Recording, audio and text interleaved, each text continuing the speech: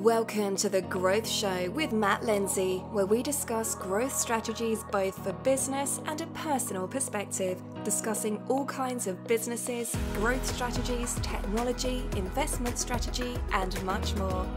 We are meeting with entrepreneurs, investors, app developers, and property developers.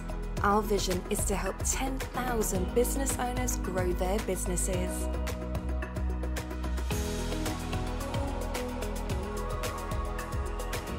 Introducing our host, Matt Lenzie. Matt is a former banker and corporate financier. He now spends his time building his own companies organically and through acquisition, as well as raising capital for other businesses. Matt works with a wide variety of entrepreneurs and investors.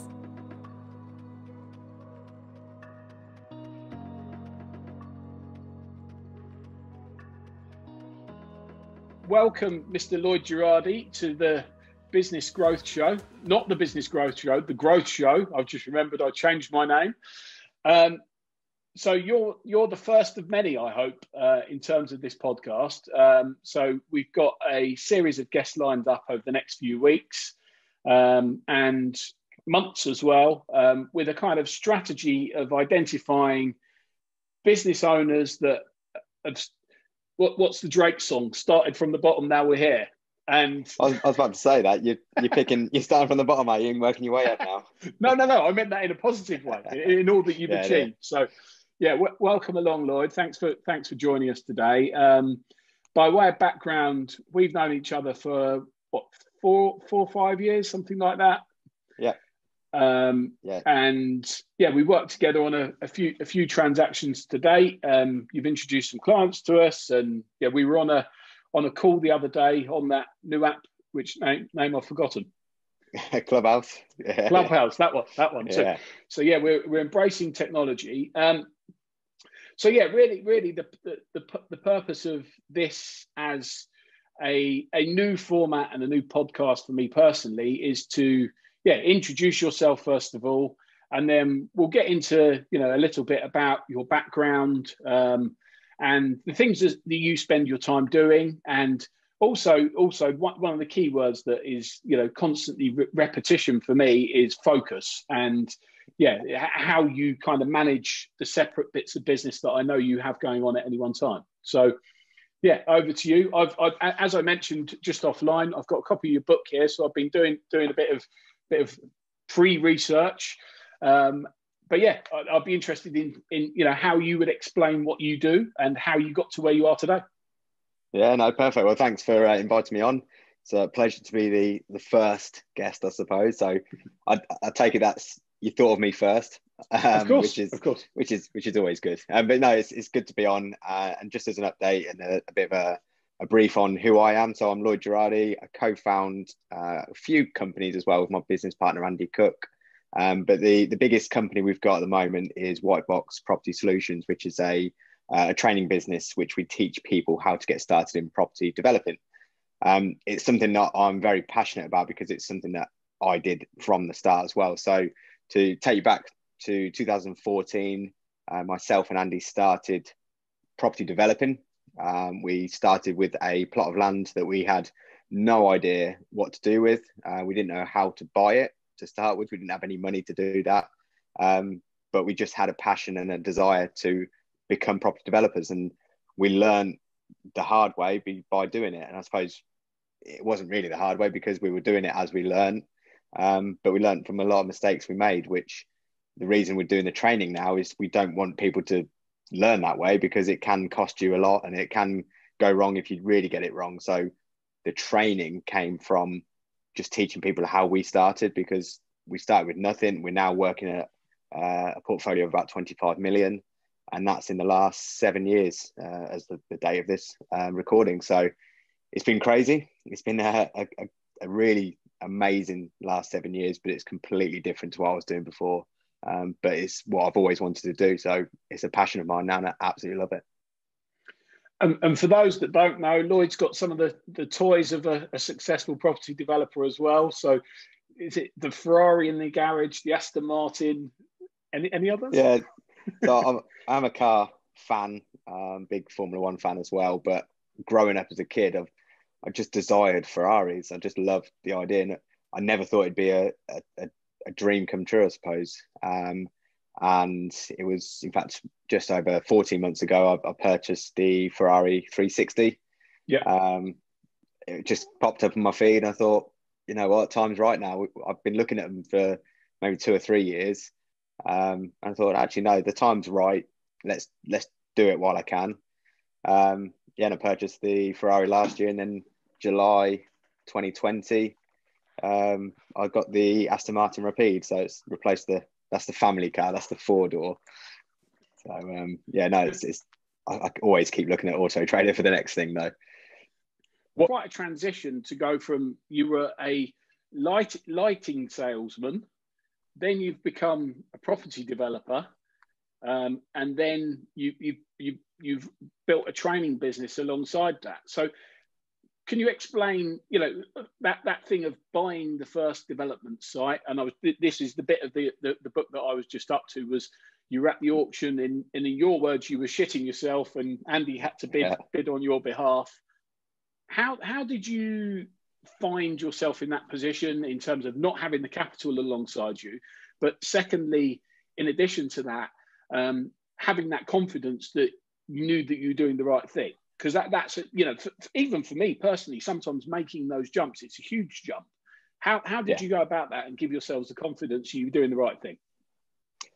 Well, to tie in with this interview as well, and obviously the growth of people, I look up to a lot of people as well, like really successful business people. But what I really want to know is how they got there, because a lot of people see what they're doing, but not necessarily see what they've done. So they always see it as it's impossible to achieve. So you look at Jeff Bezos, the richest man in the world. He's going to be the first trillionaire. He didn't start Amazon by what it is now. He started by just in a little office with a book and selling books. And it's all about growth. And every business has grown. So for me, when I first started, I didn't think I would be doing property developing. I didn't think I'd be doing driving around in a Ferrari and Aston Martin. Now it's everything is like open doors. You kind of do something and something else happens, and then you take that opportunity. The saying that we've got, that me and Andy talk about pretty much daily, is activity creates opportunity. If you are actively trying to better yourself, things will happen.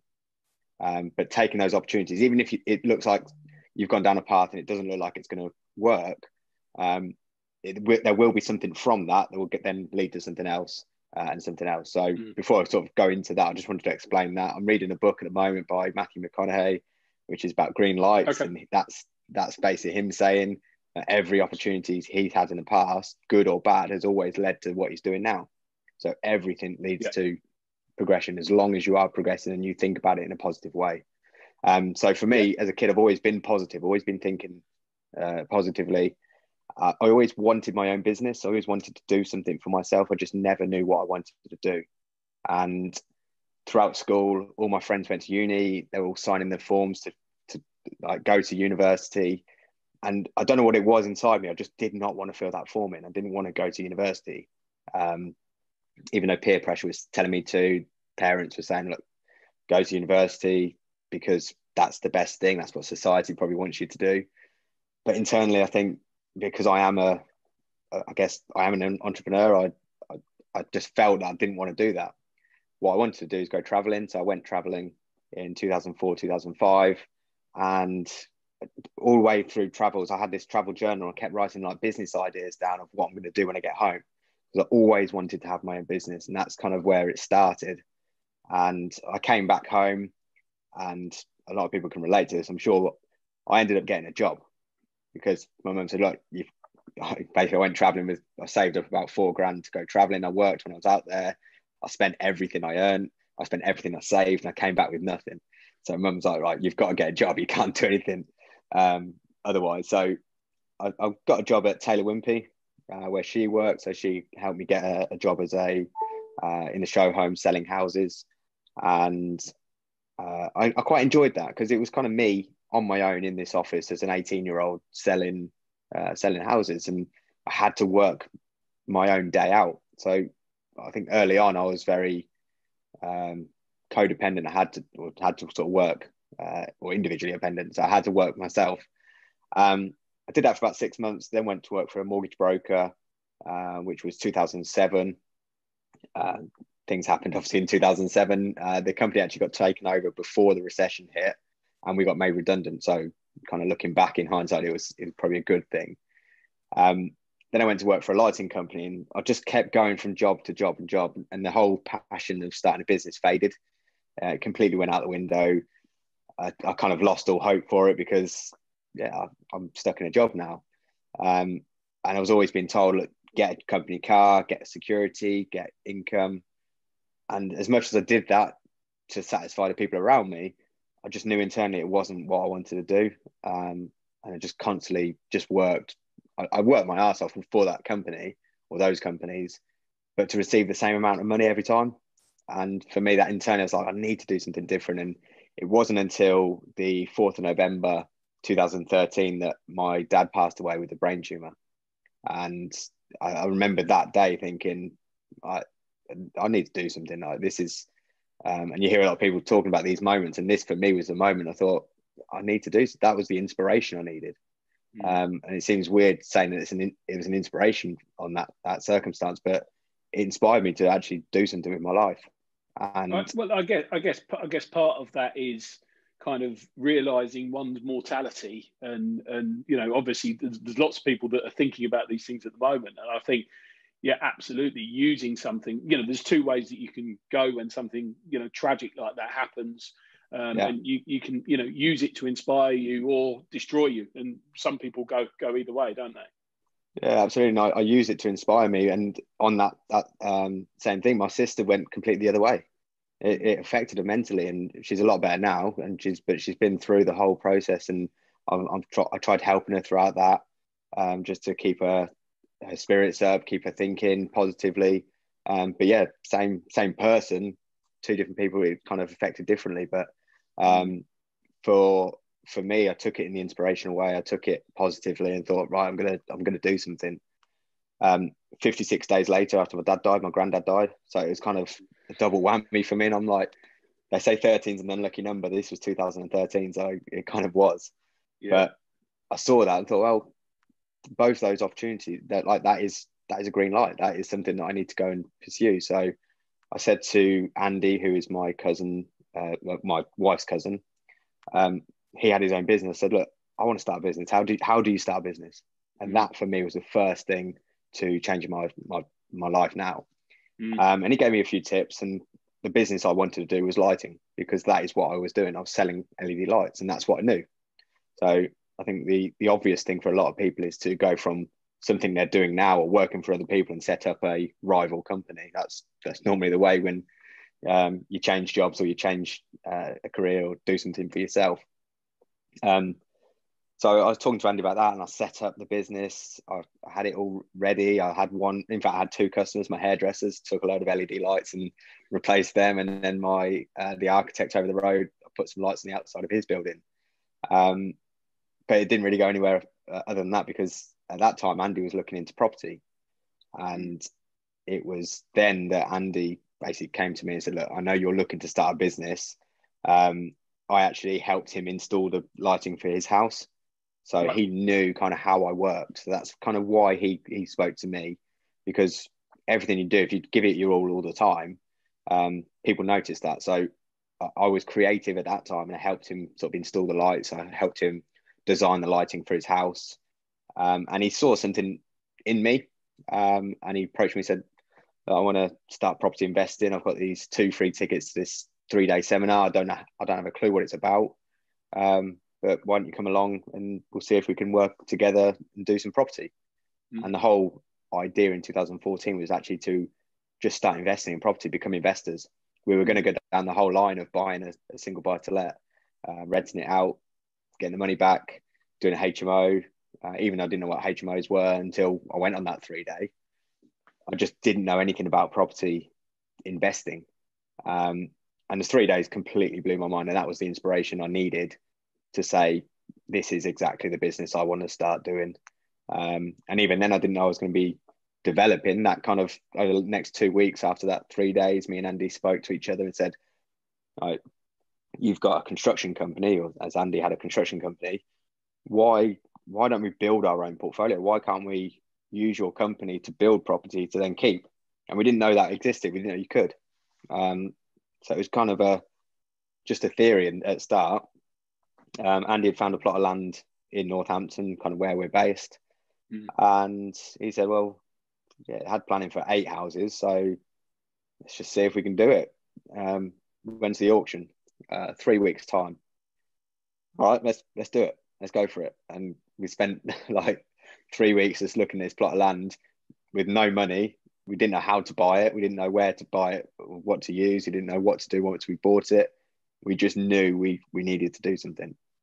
And so at that point in time, were you employed by somebody else as well? Or because that even from a personal perspective, that transition of, you know, having ideas about doing your own thing, having your own business and making that transition. For me personally, that was a really difficult transition. And I kind of failed a couple of times and had to go back into, you know, what I describe as the confines of work, and then gradually moved out to, you know, more and more doing my own things, and, you know, less and less under someone else's paycheck, I suppose.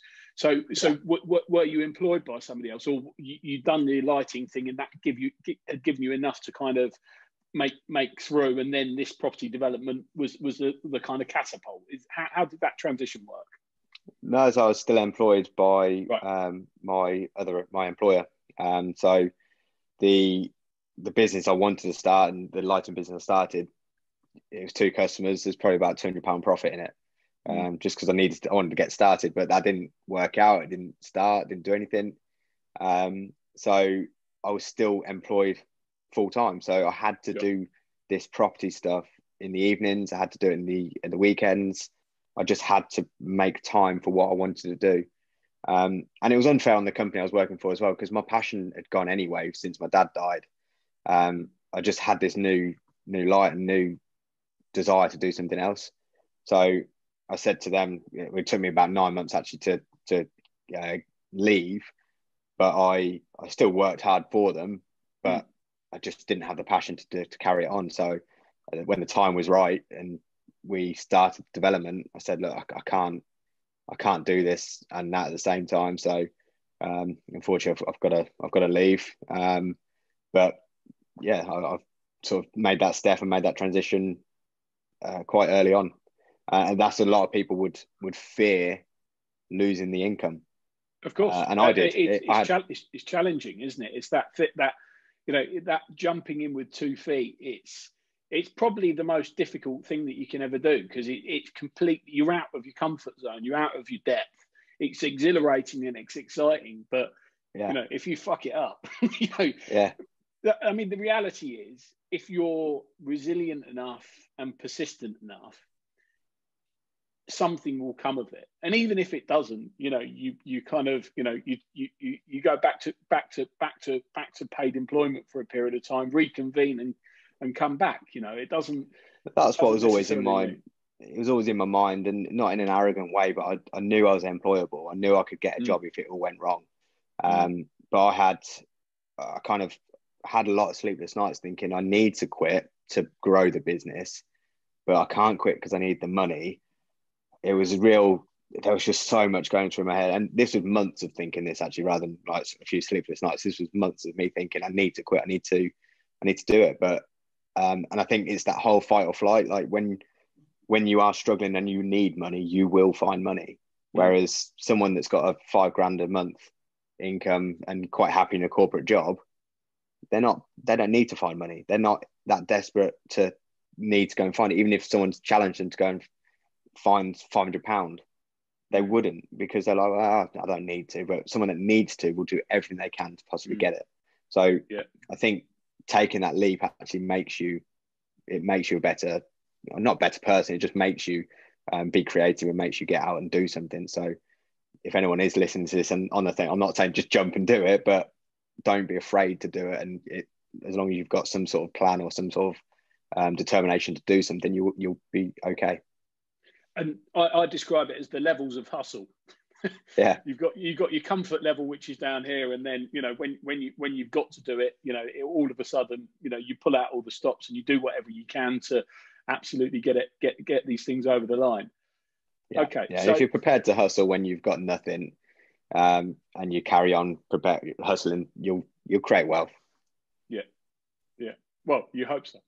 Yeah.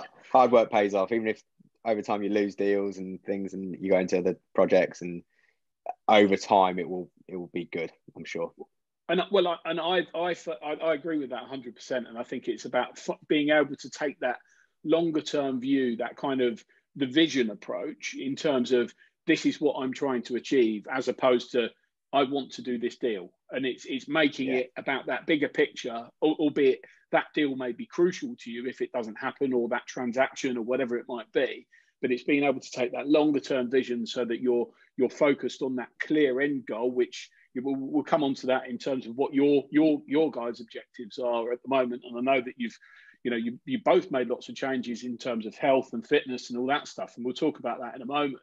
But also from a business perspective, because for me personally, it's about getting oneself healthy, feeling good, feeling happy, and then you can really focus in a much more productive way, as opposed to being down the pub every night with your mates. Obviously we can't do that at the moment, but that kind of less productive lifestyle, should we say. Yeah. So you got your first deal. So you secured it at auction. Then you ran around desperately trying to raise the money from people to acquire it. How was that? That must have been an incredibly stressful time. It was nerve-wracking, but I think I don't know, thinking back, I don't think I was that nervous about it, but I think it's because I was too naive. I didn't know that things could really go wrong or something. I knew that if you couldn't pay in auction, you lose the deposit and things, but it was kind of like, well, if I lose, and it was 16 grand that Andy actually put down, because I didn't have any money anyway. So part of me thought, well, that's Andy's money. I knew that I'd have to find like half of that to pay him back or something. Yeah. But I knew that I could, like, just by even that little bit of starting a business, lighting before, I knew that I could then go and find customers and do something to work on. So I always had that belief that if things didn't work out, I could work to pay the money back, or I could work to do something. So for me, it wasn't as nervous as I thought it was, but it was still hard work. So I had to find, or me and Andy had to find, £157,000. So in 6 weeks, is that, or 28 4 days? weeks? 4 weeks, yeah. So we had 4 weeks to find £157,000. Andy had enough to put the deposit down at auction, so 10%. So he had about 16 grand in the business account, which he could put down, but he needed that back. So we had to find all the money and what this 3-day had taught us is you find the deal, the money would follow. And we thought, well, okay, we believe that. Let's go and do it. And we found the deal. We purchased it at auction. I mean, if we could have kicked that auction down the road 6 months when we were ready, we would have, but we weren't. But I think you're always ready. You have to just be ready now. And we had to go and find the money. So the process was asking family, friends, people that knew us, because a lot of the time it's trust and experience that people want. Well, I didn't have any experience, but I was leveraging Andy at that time. He had the build experience. And I just kept asking people if they're interested in investing. And it was scary asking for people for money, because people see it as a taboo subject, money, but you can't go a day without thinking about it. You can't go a day without spending something. So for me, it was tough, but we managed to get a family friend to invest £50,000, which when he agreed, that was just like, oh wow, this does work. You can do something. So we purchased a plot of land with 50,000, but we still had 2 weeks to find the rest of the money. So we actually ended up getting a bridging loan for the rest of it, which was done in, I think, 15 days, which was incredibly quick. Which is what a bridging loan can do, but it was really, really quick, fortunately. But yeah, we didn't know that. We didn't, even before we purchased and agreed to purchase, we didn't even know what a bridging loan was. So that's kind of, if you know what a bridging loan is, you're more advantage than me and Andy when we first started. We actually naively, we looked at each other and was like, well, surely we need a garaging line. We just bought 22 garages. It's not a bridge we've bought. So that's how naive we were back then. But from that, it all started, and we ended up buying the plot of land, 50,000 investor, and the rest on a bridging loan. And then we paid that bridging loan off within 3 months with other people's money on loans to me and Andy, up to the value of about 160 grand. So we ended up borrowing all the money to buy the land from private investors. And then, having had all the money for that, we got 100% development finance from Funding Circle to build the project. And yeah, I say it went smoothly. It had its ups and downs, it had its challenges, but the process was fairly simple when you look back on it. And so you got that one across the line. Have you retained those units, or did you sell those ones? No, so because we wanted to be property investors at the beginning, throughout the build and a little bit before the build, we said, well, surely we could keep these at the end. Why, if we build this, why can't we keep them? And what we thought back then, again, we thought you had to get 8 individual mortgages because we were building 8 houses. Right. So we thought we had 8 individual buy-to-let mortgages on these units, and it wasn't after speaking to a few brokers and talking to people and networking that we found out you could get a commercial mortgage. I mean, these terms now are very simple, and a lot of people listening to this and watching this would probably think, oh, that's normal. But we didn't know that back then. So even for us starting, we got a commercial finance or commercial mortgage with Shawbrook, who you and I know but very well, and they're a great company to work with. And yeah, they gave us the money for a longer term project, mortgage on it, which we created a value of about £1.2 million, and we spent about £810,000 in total. So we actually got a 75% loan to value mortgage on that block, which was £890,000. So we paid off all of our investors, all their interests, all of Funding Circle and their interest. And what we were left with is £80,000 in the bank. We were left with a mortgage of £890,000, which was probably about £3,200 a month. But the rent we were getting in now was about £6,500. So we'd kind of turned a plot of land that was 22 derelict garages into a net income per month of about £3,500. So that I guess is almost kind of financial independence at that point in time from one transaction. I was earning £1,500 a month. So for me, having half of that replaced my income straight away, without having to go out and drive around the country and work and sell lights and hustle on that side. The term passive income is bandied around in property investing a lot. And it wasn't passive, but it was a lot more passive than driving around the country selling lights, I tell you. Yeah, cool.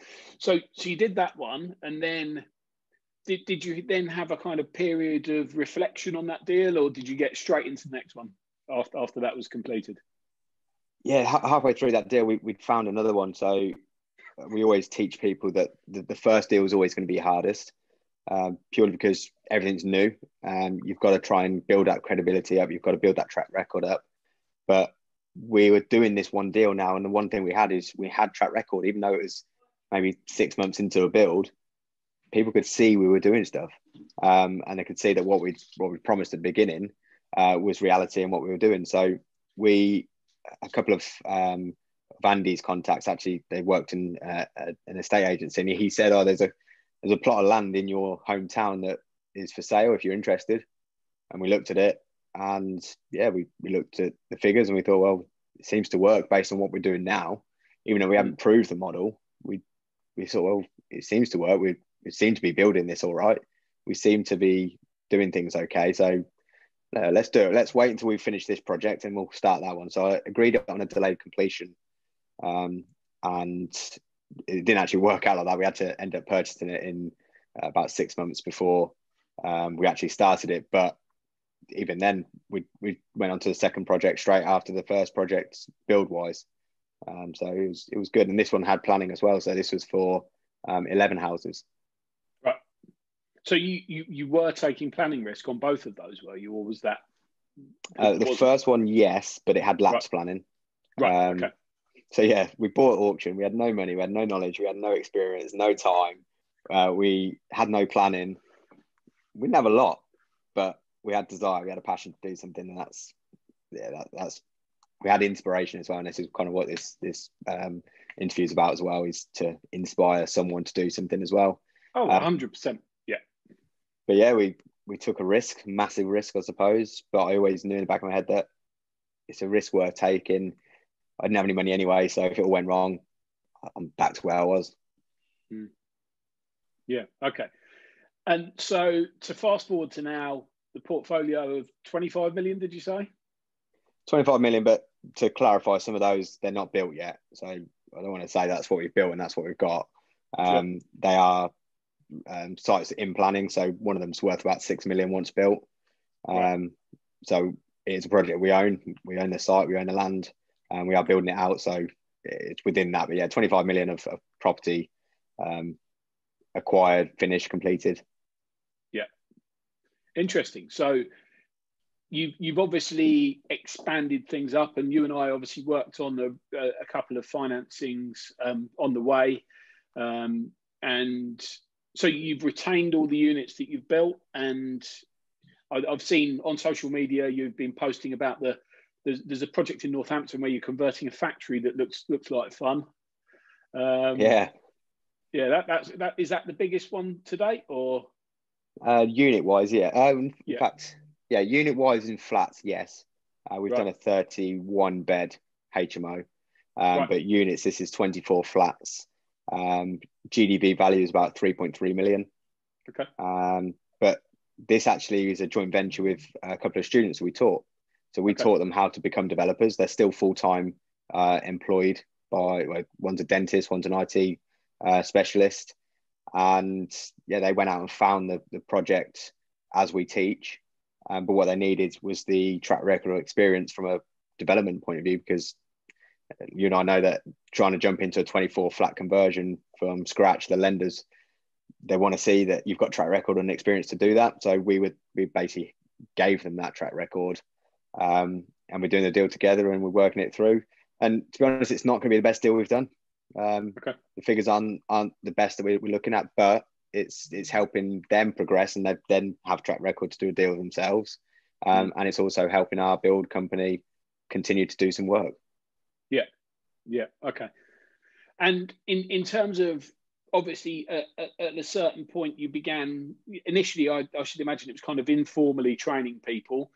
You've gradually built up your Whitebox training company, and yeah, I've spoken at some of your events in the past and seen, I know a number of your clients on that front. It's obviously been a good success. And so how did that kind of transition come around in terms of formalizing that business and creating that into a separate brand? Is it, the other question on that as well is, how do you kind of segment your time? Is it Andy runs the construction side and you run that? How does that work?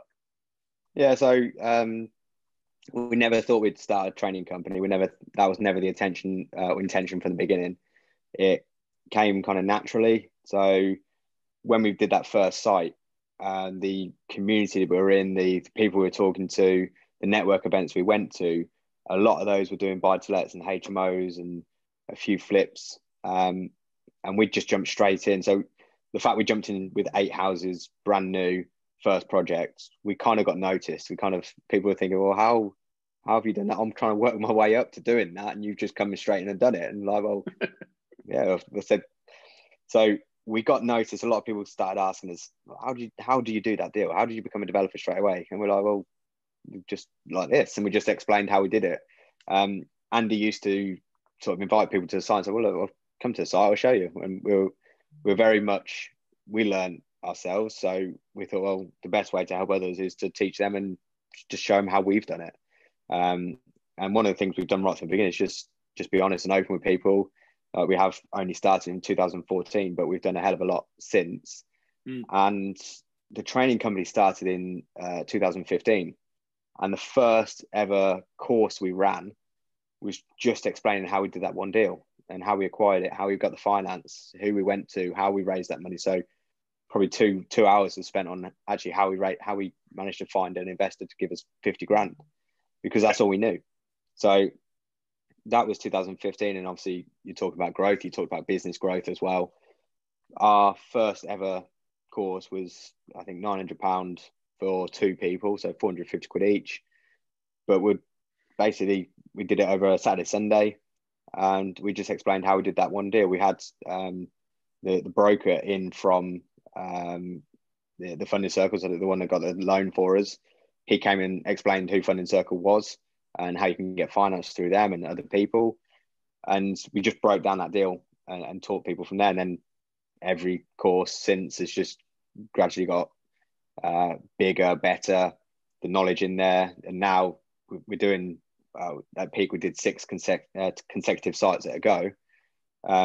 We kind of know how to do developments now. It's and again, it's we haven't come from generations of people doing developments. We haven't come from a load of money, so a lot of people can relate to more of how we started, because we did start from the beginning, and we only teach people how we've done stuff and what works, and what we teach people what doesn't work as well, more importantly. Yeah. So it's just grown from there, and we're probably up to teaching 400, 500 people a year, over sort of various 3 days across the year. We've, as of last year, COVID and lockdown and all that kind of thing, we transitioned to doing a lot of online stuff. Yeah. We always kept the format of our face-to-face training face-to-face, so we actually just postponed it for the year, and just concentrated on teaching people the principles of finding land and finding and doing the project management side, not the actual development in general, because I don't think you can teach that online, and it's very much it's a physical presence and talking to someone about doing it as well. Yeah, I think as you know, I personally, find sites online using various bits of technology that are now available. And I think it's much more accessible than it ever has been, in terms of, you can find something, find the owner, get in contact with them through LinkedIn or however, it's quite easy to do these days. And for me, I firmly believe it's a kind of a bit of a land grab for those sites which potentially have some value uplift, and the landowners, as we both know, are getting bombarded left, right, and centre with letters and approaches, and it's just being able to convey yourself in the best possible way. So, and in terms of your acquisition process now, are you still actively looking for sites yourselves, or do you employ someone to do that? And the other question is, or are you buying sites via agents? What's the approach for new acquisitions going forwards? Yeah, I suppose for us, at the moment we're not looking at new sites. Right. We've got projects which will probably last us 2 or 3 years. Right, okay. So for now, we're not looking. There's always an element that you need to continue to look at all the time, but we're comfortable with what we've got. Previous to that, a lot of the stuff was then started to just be sent to us. We're showing people what we're doing. We're teaching people as well. So a lot of the time, again, we're more than happy to joint venture with people. It's not we don't set out to do that and joint venture with anyone. It's only if it suits us and suits them. There's always the opportunity that a student would need some sort of credibility and track record, and I'm all for sharing profit with someone to help them and to help us, and do 3 to 6 deals a year, rather than just one massive deal and keep all the profits. I'd rather share and help other people as well. Yeah. Okay. And then in terms of, so you didn't answer the question on terms of the kind of day-to-day operation. Yeah. So what's the roles that yourself and Andy play at the moment? How does that work? So at the moment, I concentrate on the training side, the growth of the business. We worked out probably about 4 or 5 years ago now, probably 5 years ago now, the way that me and Andy both work, because we have the same goal and vision, but we work in very different ways, which is great. And I think we're fortunate in the way that we do work really well together. We didn't know that at first when we first started the business, but we've worked and gelled together. So I'm very much the visionary, the thinker, my head's in the cloud all the time, trying to think of the next thing, and I'm always about growth. But if you grow too quickly or too soon, you leave a load of crap behind, and it doesn't get dealt with. So you can leave a load of shit in your trail, basically. So what Andy's really good at is maintaining that chaos that I cause in a nice way. But he's really good at it. Like he's a good people person. He's good at managing people. He's good at motivating people and sort of chasing up and making sure things get done. So like the wealth dynamics is what we did, and I was a creator. I knew I was always creating stuff, and I can't get away from that. I'm always thinking the next thing, and I think that's what entrepreneurs kind of, that sort of creator always think. So we work really well. I create the ideas. I start rolling with it, but I need someone to help me follow it through, because if I didn't have Andy, I'd just be thinking of ideas and never do them as well. So that's another thing that we work really well with together. So yeah, he works on the construction side more. So we've got a project manager in place, project managing our deals, and Andy oversees him. Andy works closely with our financial director as well.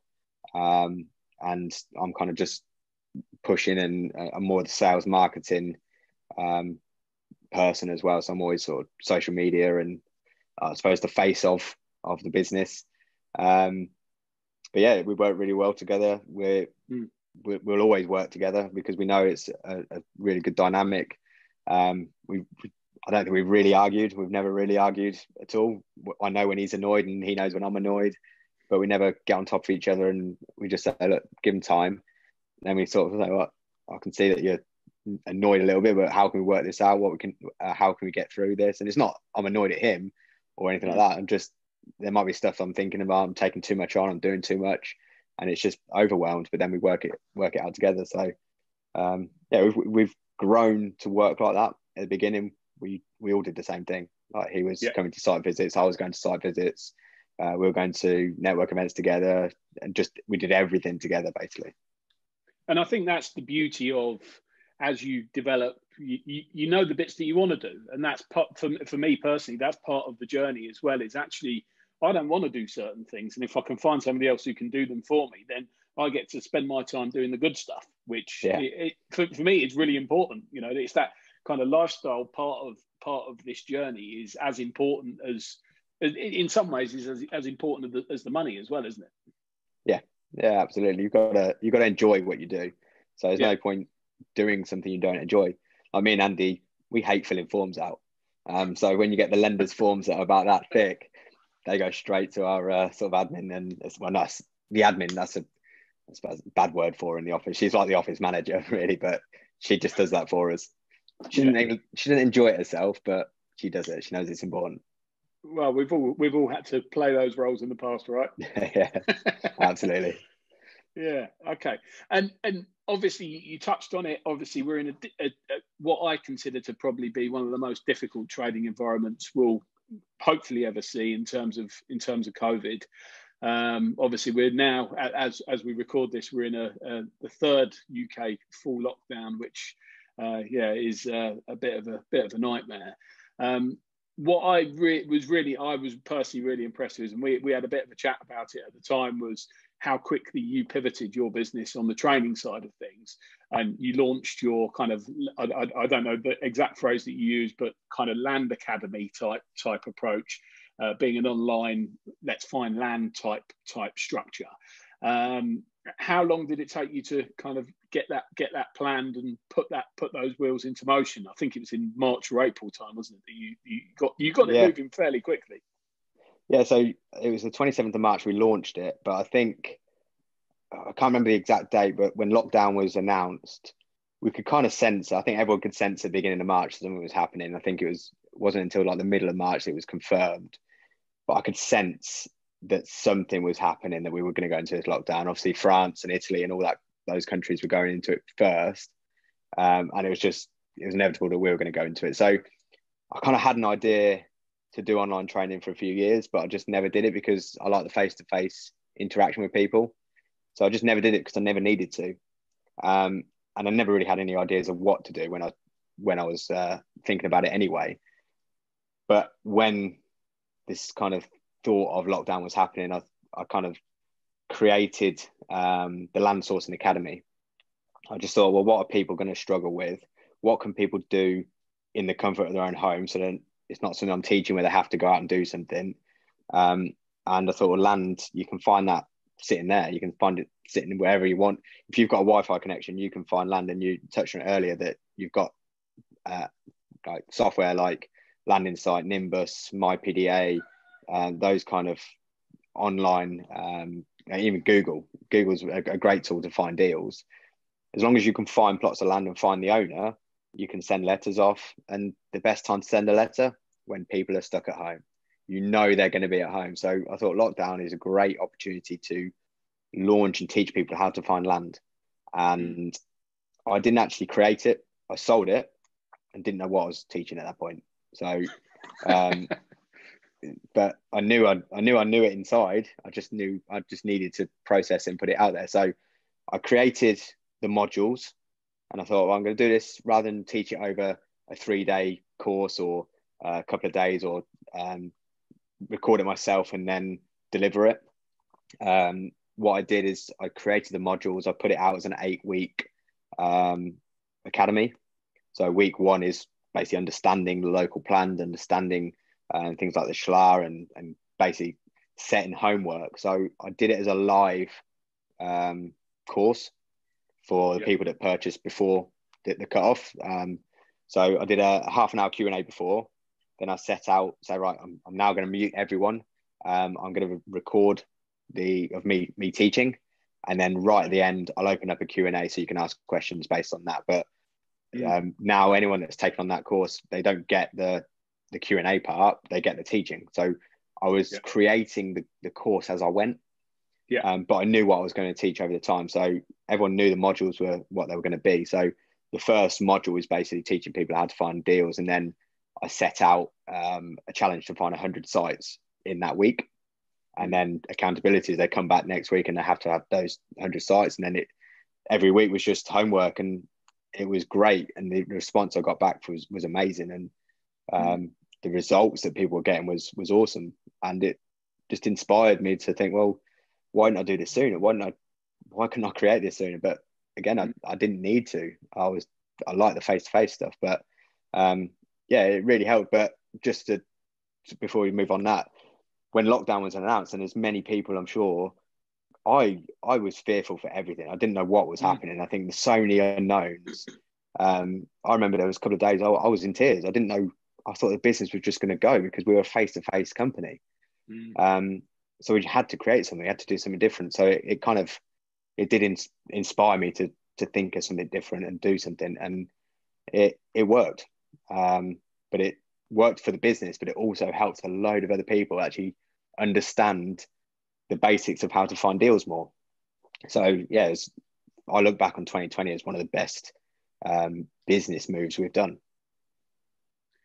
Yeah, well, you pivoted, and it demonstrated that kind of tenacity and resilience that you could have said, look, we can't teach courses, and that's the end of it. But instead, you've kind of moved into that, what I would call information type products, and delivering that successfully. And hopefully that kept the cash coming in, and paid for some of those cars you've got. Well, I've got the Aston Martin later on, but it was more I was fearful for the family. I was thinking, we're going to have to sell the house. We're going to have to sell, are we going to have to sell our lifestyle? And those are the fears we had. And eventually we worked it through. But it's that whole fight or flight. We had to go and hustle. We had to go back out and do stuff again. I think if you rest on your laurels and you don't grow and don't increase what you're doing, then you're always going to sort of maintain, and maintain can only go one way if you don't grow. No, interesting. And then that leads me on nicely to your because I know you used to run your kind of annual seminars where you take people to Bali, and was there Croatia as well. And my understanding of those, I haven't attended one, as you know, but my understanding of those, a lot of that was kind of goal setting for for the current year and for the years ahead. So that brings us kind of nicely into that as a segue. So how do you guys approach, setting your goals? And is there any of those that you could share with us today in terms of, you know, what the plans are going forwards in terms of the years to come? Yeah, no, absolutely. So the retreats that we run are more business related. So it's not necessarily about property. It's more about business and how to grow that. And one of the biggest passions that I've got is business. I went into property because I wanted a business. It's not I started a property business because I like property. I like business. So I've always had that desire to create business and run with it. I am quite a creative person. So anyone's business, any problem they've got, I really like solving problems. I really like thinking outside the box and thinking, well, that's the problem, what's the solution? And that's kind of where that retreat came from. And we went, like, a lot of people say, why can't you do it in Skegness? I was like, well, you could, but it's not like, I can go and stay with my nan, she lives there, but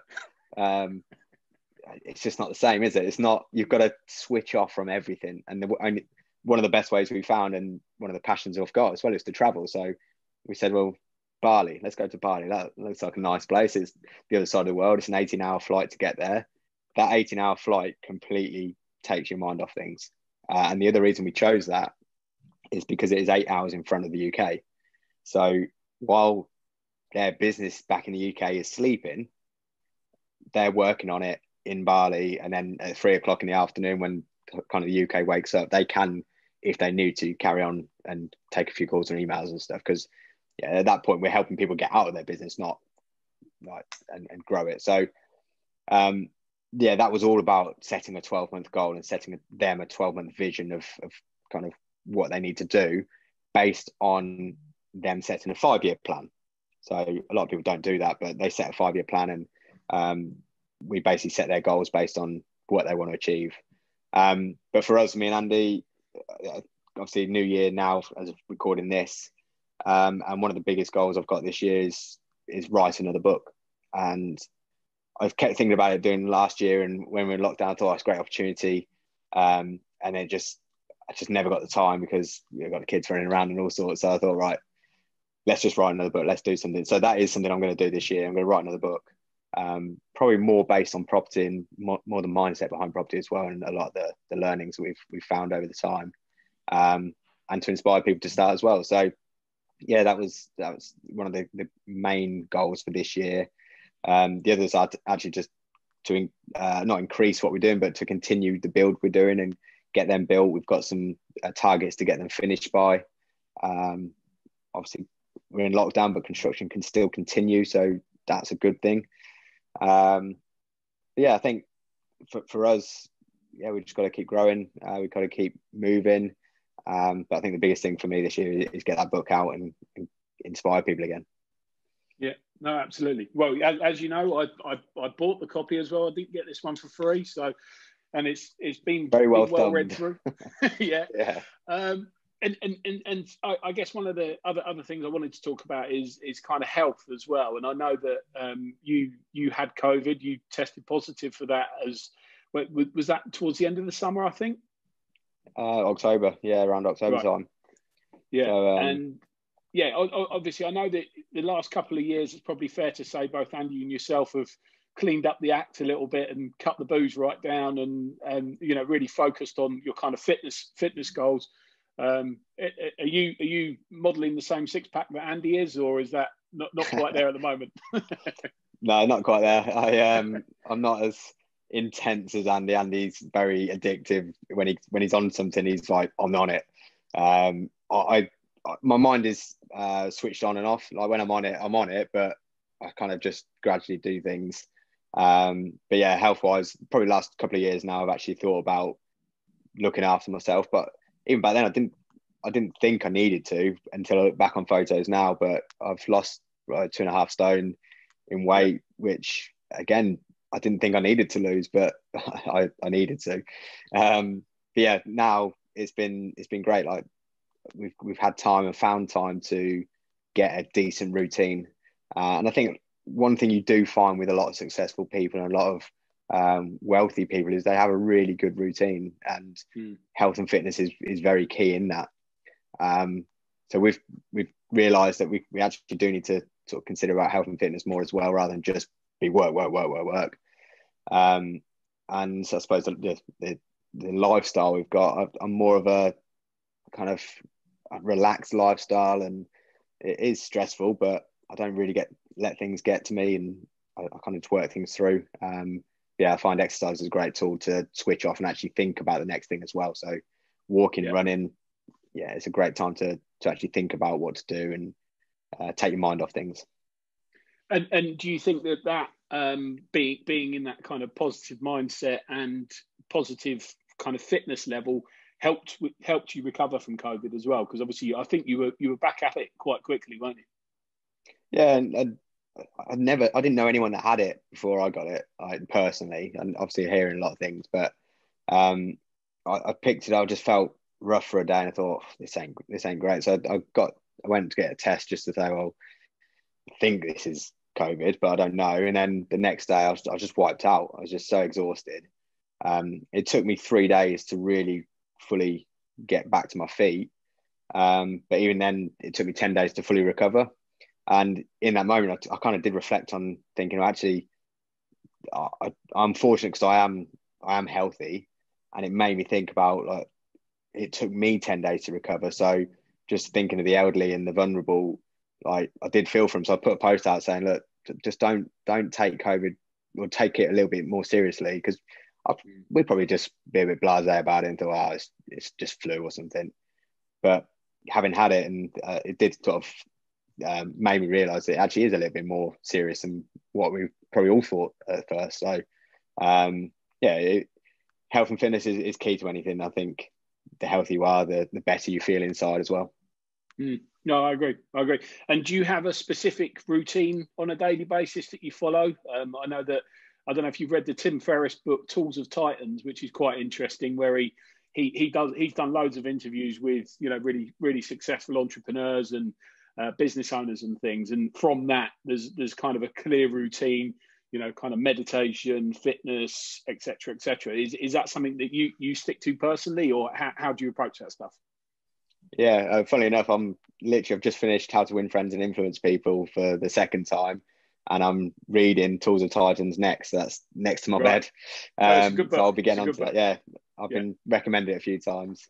It scares me that it's about this thick though, but but yeah, for me, the routine previously when we're in lockdown, so I'm actually in the playroom at the moment because I've got my son doing some home studying in the lounge on the computer, and I'm in the playroom, hence the dartboard, and it's most people say that's at my height, but it's not. we won't see you down Ali Pally next year then for the darts jump. Oh, you don't know. Yeah, you don't know. But yeah, for me, the routine was 6 o'clock in the morning. I'd be at the gym, so I'd be up at 5:30. I'd be at the gym at 6 o'clock, which suited me really well because previously my gym didn't open until 6:30, and my boys wake up at 7.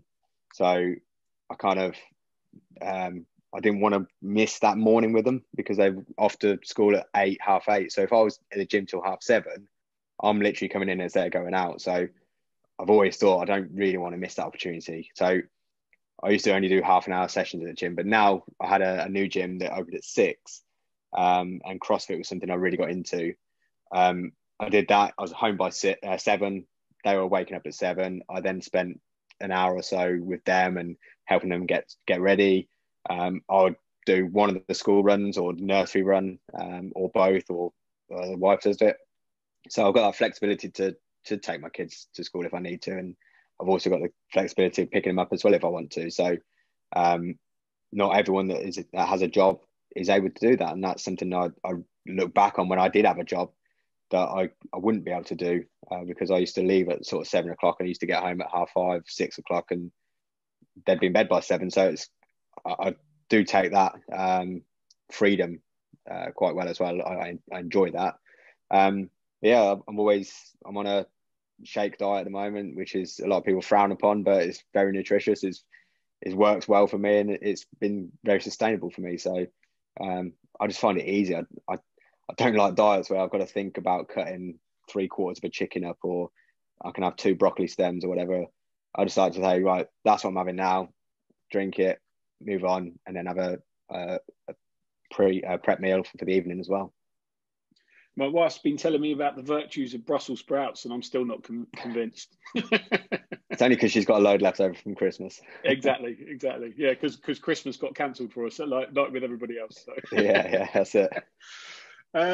Cool. So, in terms of your plans for this year, I mean, from a personal perspective, I see that, you know, the kind of economic cycle that we're in, it's worrying, but obviously it also creates opportunity. So I'm quite optimistic about things. You know, personally, I find myself in cash and, you know, looking to invest into things. And yeah, what's your kind of outlook for the year, and any top tips for the year? Well, I was on a call this morning, and I've never got into crypto or anything like that, but I've been told it's going to go crazy. But I'm not telling you that, and that's what I've been told. But so I'm going to look into a bit of that this year. We're going to create some more online stuff because it's gone down really well, and the next things we want to do is more planning, like planning based training, all development related. So money something people struggle with, so I want to do like a money online training of how to find investors, how to find finance as well. So that's something we're going to be focused on this year. But I think for anyone, opportunities this year is just kind of do what you're passionate about as well. And if you're passionate about it, you'll carry on doing it. You'll keep doing something. So just think about what you are passionate about. What do you want to do? And I was listening to a talk on Clubhouse, the new craze, and it was about kind of what the opportunities are. And someone was saying about just do what you're passionate about. And I thought, well, how could that relate to someone that doesn't know what they want to do? And I don't know why the thought in my head came to someone that really enjoys cooking.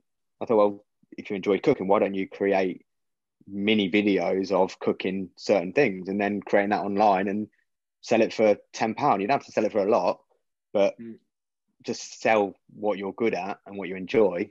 And yeah, that you'll suddenly find something, and that's where business will then start growing. And then that might be then that person might sort of affiliate with companies like HelloFresh or Gusto or something like that, or pre-prep meals and things. It's just teaching people something that they might be good at, but other people might not be. So you're just sharing what you're passionate about. I think is the key to anything.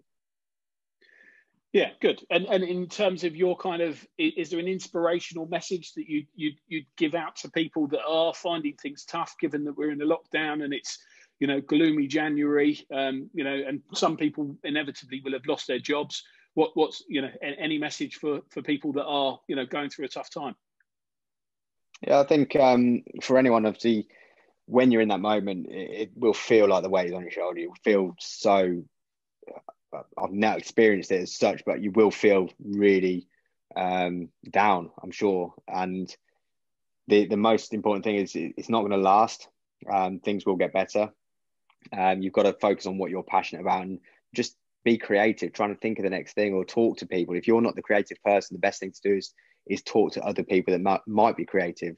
Ask them a question, say, well, this is what I'm good at, what could I do?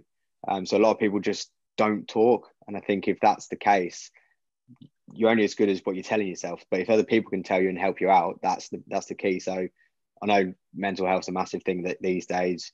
We're starting to do a lot of things and raising money for Mind as well. So we know that mental health could be a massive issue last year and this year. So I think the best advice I could tell people is if you are struggling, just talk, just open up. And I'm happy to, if people want to message me on Instagram or anything like that, or chat to me and just ask a question, I'll gladly help as much as I can. So yeah, I'm a creative. There's an idea I can come up with, I'm happy to help. Cool. Well, I think from my perspective, that summarises everything I wanted to talk to you about. It's been really interesting having you on, and yeah, you know, you're our first guest. We were supposed to do this last year, but I had the builders in, and you've now got the builders in, so we've managed to swerve the noise.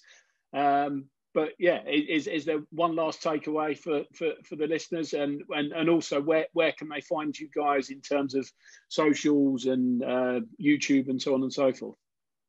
Yeah, no, I think the main message is just remember that activity creates opportunity. Make sure you're working on yourself and you're bettering yourself every day. Yeah, if you want to follow us, the company's Whitebox Property Solutions, just put in Google, there'll be YouTube channels and all sorts. Instagram, follow me personally or the business. So I'm Lloyd.Girardi, or the business is Whitebox PS or Whitebox Property. So you'll gladly help and find out and inspire as many people as possible. Cool. Here's to an amazing 2021, and thank you for your time, Lloyd. Pleasure. No, thanks, Matt. Cheers. Thanks for listening to The Growth Show with Matt Lenzie. Please like our podcast and subscribe today.